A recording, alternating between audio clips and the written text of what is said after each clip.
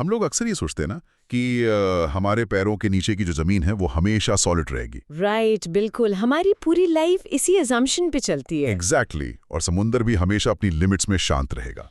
लेकिन सोचने वाली बात है कि क्या हो अगर जिस जमीन पर हम खड़े हैं वही अचानक से हमारा सबसे बड़ा दुश्मन बन जाए। ओह वाओ, ये तो काफी स्केरी थॉट है ना? या फिर हवा जो हमें लाइफ देती है वो बिल्डिंग्स को बिल्कुल तिनके की तरह उड़ा ले जाए। और ये हमें याद दिलाता है कि हम इस प्लैनेट को कंट्रोल नहीं करते हैं, हम बस यहाँ रहते हैं। मतलब नेचर के पास एक ऐसा स्विच है जिसे वो कभी भी फ्लिप कर सकती है और एक नॉर्मल सा लैंडस्केप एकदम से एब्सोल्यूट केओस में बदल सकता है। सही कहा। और आज की हमारी इस गहरी चर्चा यानी इस डीप डाइव का टॉपिक भी यही है, नेचुरल डिजास्टर्स। बिल्कुल। आज हमारे पास डिस्कस करने के लिए कुछ बहुत ही डिटेल वाली स्टडी नोट्स और एक specific natural disaster survival guide है। राइट, और ये कोई नॉर्मल टेक्स्ट बुक मटेरियल नहीं है, इसको हम एक प्रॉपर सर्वाइवल फील्ड गाइड कह सकते हैं। एग्जैक्टली। तो आज का हमारा मिशन इस गाइड के हर एक कॉन्सेप्ट, हर एक पिक्चर और सर्वाइवल रूल्स को विस्तार से समझना है। हाँ, क्योंकि जब नेचर अपना एक्सट्रीम रूप दिखाती है तो बस हमारी प्रेपरेशन ही हमें बचा सकती है। मैं एग्री करती हूँ। तो अगर हम इस गाइड की बिल्कुल शुरुआत देखें, इसकी पहली स्लाइड में एक क्लियर की डेफिनेशन दी गई है। वो कहती है कि natural disasters are tragic events that occur in nature and cause widespread damage to people, animals and property. यानी ये ऐसी घटनाएं हैं जो नेचर में होती हैं और बड़े लेवल पर नुकसान पहुंचाती हैं। बिल्कुल। और इसके प्राइमरी कॉजेज दो टाइप के बताए गए हैं। पहला है अर्थ्स मूवमेंट, जैसे जमीन के नीचे की टेक्टोनिक प्लेट्स का अचानक से शिफ्ट होना। अच्छा। और दूसरा है एक्सट्रीम वेदर कंडीशंस, मतलब मौसम का सबसे खतरनाक रूप। तो चलिए इसको अनपैक करते हैं। इस फील्ड गाइड में 4 मेन डिजास्टर्स को कवर किया गया है: वाइल्ड फायर्स, साइक्लोन्स, अर्थक्वेक्स और सुनामीज। और इन सब की साइंस और डिस्ट्रक्शन का तरीका एक दूसरे से बिल्कुल अलग है। राइट। तो सबसे पहले उस आग की बात करते हैं जो बिल्कुल आउट ऑफ कंट्रोल होती है, वाइल्ड फायर्स। गाइड में इसको द अनटेम्ड ब्लेज का टाइटल दिया गया है।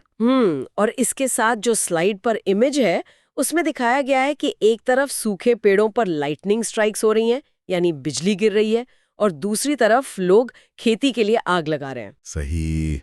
इसकी डेफिनेशन में लिखा है, it's a giant fire that races through forests and open areas, moving incredibly fast and destroying everything in its path.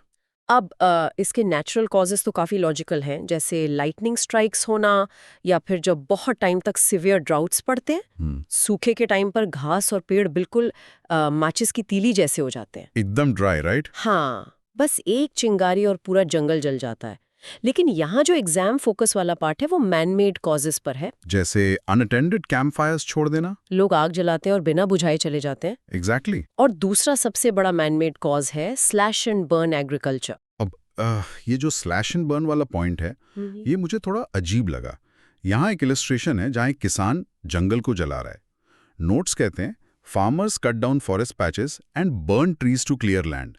Once soil fertility drops, they move to a new patch. Right. और India और बांग्लादेश में इस practice को zoom farming भी कहते हैं। लेकिन मेरा सवाल ये है कि इंसान अपनी जमीन को क्यों जलाता है? ये तो बिल्कुल एक पैरासाइट यानी परजीवी जैसा बिहेवियर हुआ ना। पैरासाइट कैसे? मतलब आप एक जमीन के सारे न्यूट्रिएंट्स यूज कर लो, उसको जलाकर राख कर दो, और जब वहां की मिट्टी खराब हो जाए तो नए जंगल को डिस्ट्रॉय करने आगे बढ़ जाओ। हाँ, आपकी एनालॉजी थोड़ी हार्श सुनने में लग सकती है, पर एक्चुअली ये काफी हद तक सच है। शुरू में आग की राख से जमीन को कुछ इमीडिएट न्यूट्रिएंट्स मिलते हैं। अच्छा, टेम्पररी फायदा होता है। हाँ, पर लॉन्ग टर्म में ये पूरे इकोसिस्टम को तबाह कर देता है, और इसका असर सिर्फ उस एक जंगल तक नहीं रहता। गाइड में द अमेज़न रेन फॉरेस्ट की एक बहुत पावरफुल केस स्टडी है। ओह यस, अमेज़न, जिसको लंग्स ऑफ द अर्थ कहा जाता है, राइट? बिल्कुल। स्लाइड में एक 3D ब्लॉक इमेज है। एक तरफ हरा भरा अमेज़न है जो 5.5 मिलियन स्क्वायर किलोमीटर्स में फैला है। ये प्लैनेट के ऑक्सीजन और कार्बन डाइऑक्साइड को रेगुलेट करता है, और दूसरी तरफ आग की लपटें दिखाई गई हैं। तो जब यहाँ स्लैश एंड बर्न फार्मिंग और क्लाइमेट चेंज की वजह से आग लगती है तो बेसिकली हमारे प्लैनेट के लंग्स जल रहे होते हैं। एग्जैक्टली। और जब प्लैनेट के लंग्स जलते हैं तो इंसान के लंग्स पर भी इफेक्ट पड़ता है। हवा में स्मोक और टॉक्सिन्स भर जाते हैं, जिससे एस्थमा और रेस्पिरेटरी डिजीजेस बढ़ती हैं। Make sense. इसीलिए यहाँ सेफ्टी डूज एंड डोंट्स बहुत स्ट्रिक्टली हाईलाइट किए गए हैं। डूज में लिखा है अलार्म्स एक्टिवेट करें, तुरंत इवैक्यूएट करें और कैंप फायर्स को कंप्लीटली बुझाएं। और डोंट्स भी उतने ही ज़रूरी हैं, जैसे पैनिक ना करें, सूखी घास में आग ना छोड़ें और सबसे मेन पॉइंट, एलिवेटर्स का यूज़ बिल्कुल ना करें। वेट, आग लगने पर तो लोग जल्दी निकलने के लिए एलिवेटर ही ढूंढते हैं ना? वही सबसे बड़ी गलती है। पहली बात तो पावर कट हो सकती है और लोग अंदर फंस सकते हैं, लेकिन साइंस के हिसाब से एलिवेटर का जो शाफ्ट होता है वो एक चिमनी की तरह एक्ट करता है। ओह, यानी वो नीचे से आग और धुएं को तेजी से ऊपर खींचता है। बिल्कुल, इसीलिए स्टेयर्स यूज करना ही सेफ है। वाह। तो आग के इस अनटेम्ड रूप के बाद अब हम नेक्स्ट एक्सट्रीम वेदर इवेंट पर आते हैं, साइक्लोन्स, जिसे नोट्स में एनाटमी ऑफ अ स्टॉर्म कहा गया है। राइट, वाइल्ड फायर जमीन पर तबाही मचाते हैं और साइक्लोन समुंदर से शुरू होते हैं। गाइड इसको डिफाइन करती है as a huge powerful storm forming over warm ocean waters. जो एक जायंट टॉप यानी लट्टू की तरह घूमता है। यहाँ स्लाइड पर साइक्लोन फॉर्म होने के 3 स्टेप्स दिए हैं। हाँ, और स्टेप 1 है हीटिंग। इसके लिए ओशन का टेम्परेचर 26 डिग्री सेल्सियस से ऊपर जाना जरूरी है, तभी पानी इवेपोरेट होकर ठंडी हवा से टकराता है। एक सेकंड, ये 26 डिग्री का जो नंबर है, इसमें क्या स्पेसिफिक बात है? 25 या 27 क्यों नहीं? अच्छा सवाल है। 26 डिग्रीज वो थर्मल थ्रेशोल्ड है जहां ओशन सरफेस का पानी इतनी तेजी से एवेपोरेट होता है कि वो सरफेस पर एक लो प्रेशर वैक्यूम क्रिएट कर देता है। आई सी। और जब ये गर्म भाप ऊपर जाकर एटमॉस्फेयर की ठंडी हवा से मिलती है तो फ्लैट टॉप्ड क्लाउड्स बनते हैं, जिनको स्लाइड में एनुअल शेप्ड क्लाउड्स बोला गया है। Right, annual shape. Okay, step 2 आता है स्पाइरलिंग। क्योंकि गर्म हवा ऊपर उठती है, कोरियोलिस इफेक्ट के कारण ये बिल्कुल एक घूमते हुए लट्टू की तरह स्पिन करने लगती है। एग्जैक्टली। और स्टेप 3 है साइक्लोन स्टेटस। यानी जब wind speed 119 kilometre per hour hit करती है, तब जाकर इसको ऑफिशियली एक साइक्लोन माना जाता है। सही कहा। लेकिन स्टॉर्म सिर्फ एक तरह के नहीं होते। स्लाइड के द स्टॉर्म मैट्रिक्स सेक्शन में 3 अलग नामों को कंपेयर किया गया है, हरिकेन, टाइफून और टोर्नेडो। हाँ, ये टर्म्स अक्सर कंफ्यूज करते हैं, लेकिन नोट्स के हिसाब से हरिकेन और टाइफून दोनों मैकेनिकली एक ही चीज है, बस लोकेशन का फर्क है, राइट? बिल्कुल। अगर स्टॉर्म इंडियन या अटलांटिक ओशन में आता है तो उसे हरिकेन कहते हैं। और अगर वो वेस्टर्न पैसिफिक ओशन में आए तो टाइफून। लेकिन यहाँ जो तीसरा नाम है टॉर्नेडो, ये काफी इंटरेस्टिंग है। हाँ, क्योंकि टॉर्नेडो ओशन में नहीं बनता। एग्जैक्टली। इमेज में क्लियरली दिख रहा है कि टॉर्नेडो बिल्कुल लैंड पर यानी जमीन पर फॉर्म हो रहा है। इसका साइज छोटा होता है, बस कुछ 100 मीटर्स का, और ये फनल शेप्ड होता है। पर इसकी wind speed 300 miles per hour तक जा सकती है। ये कुछ ही मिनट्स में सब कुछ उखाड़ सकता है। राइट। और इन साइक्लोन्स की डिस्ट्रक्शन का इम्पैक्ट कितना बड़ा हो सकता है, इसके लिए एक केस स्टडी दी गई है, मई 2009 का साइक्लोन आइला।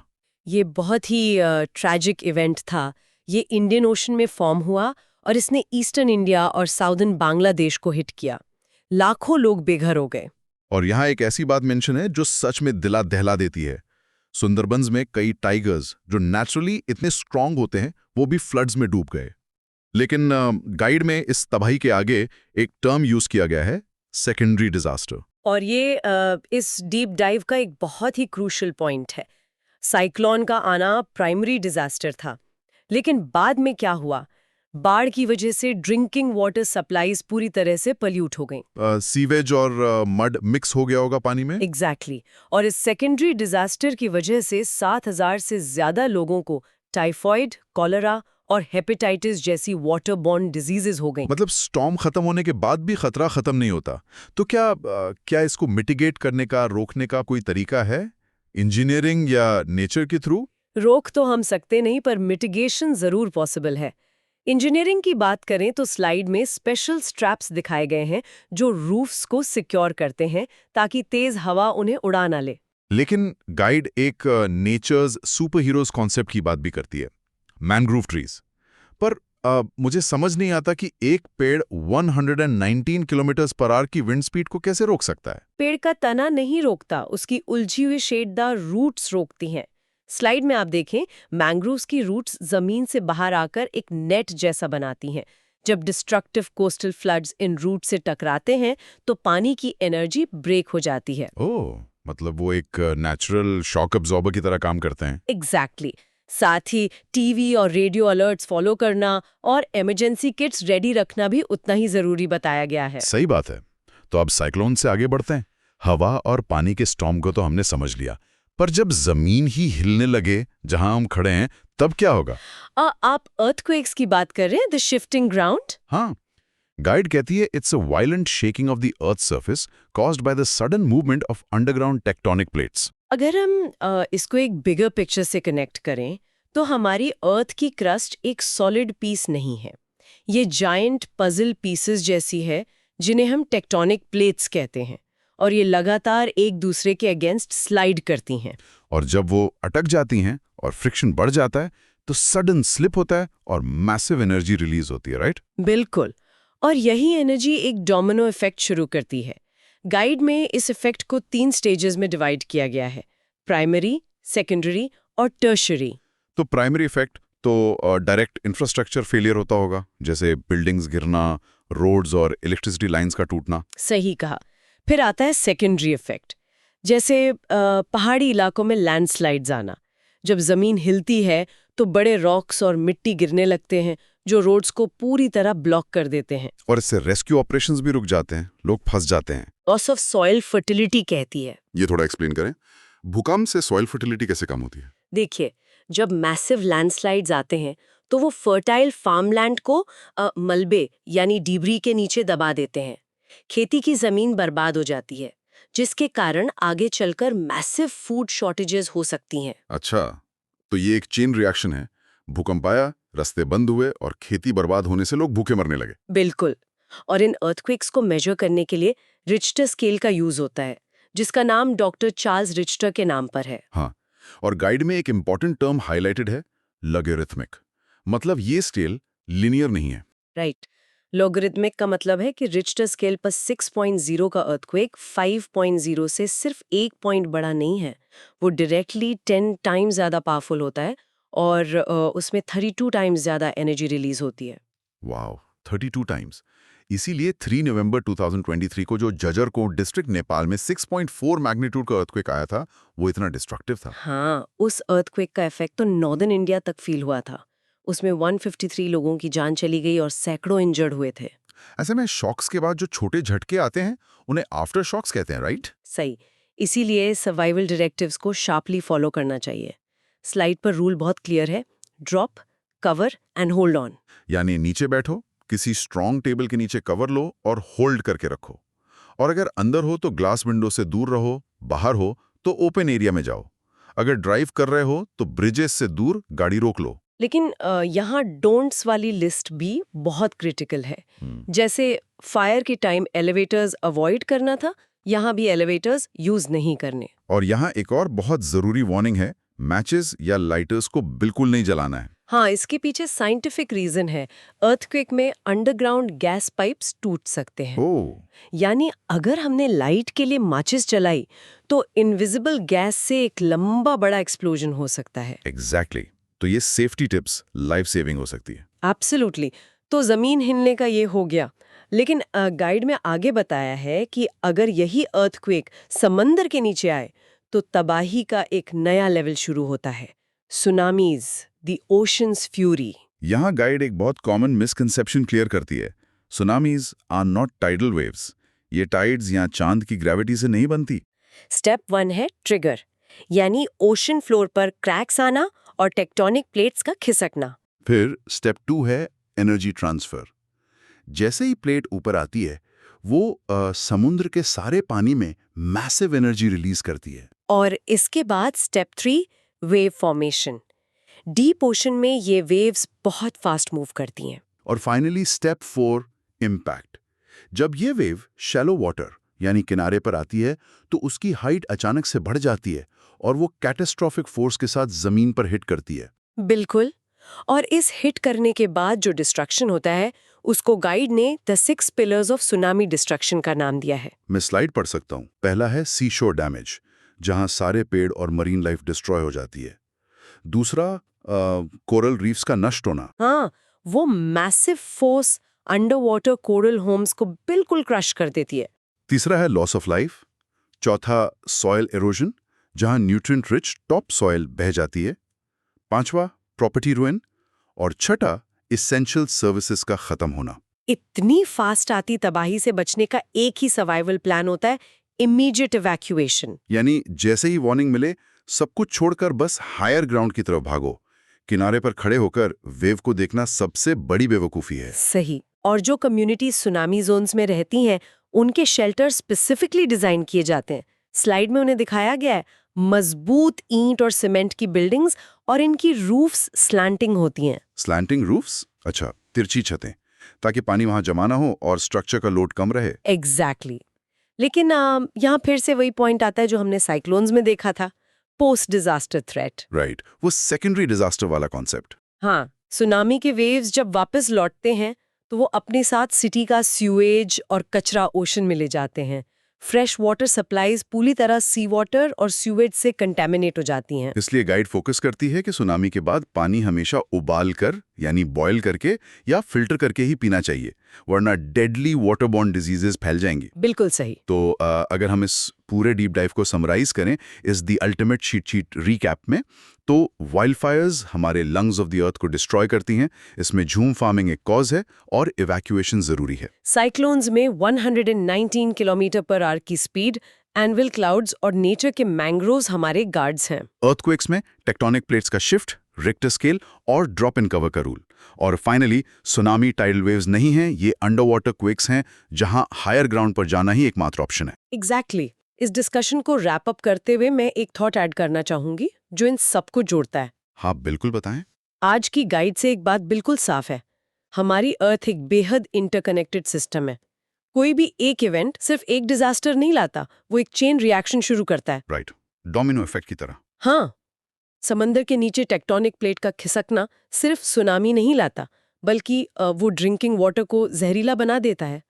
इसलिए सर्वाइवल सिर्फ पहली आपदा यानी प्राइमरी डिजास्टर से बचने तक लिमिटेड नहीं है। फिर क्या जरूरी है? असली प्रेपरेशन उस दूसरी आपदा यानी सेकेंडरी डिजास्टर का अनुमान लगाने के बारे में है, जो पहले के बाद चुपचाप आती है। तो सवाल ये है कि क्या हम सिर्फ आज के फिजिकल खतरे से लड़ रहे हैं, या कल आने वाले उस इनविजिबल थ्रेट के लिए भी फुली प्रिपेयर्ड हैं? वाओ, ये सच में सोचने वाली बात है। सर्वाइवल का असल मतलब आने वाले कल की तैयारी है।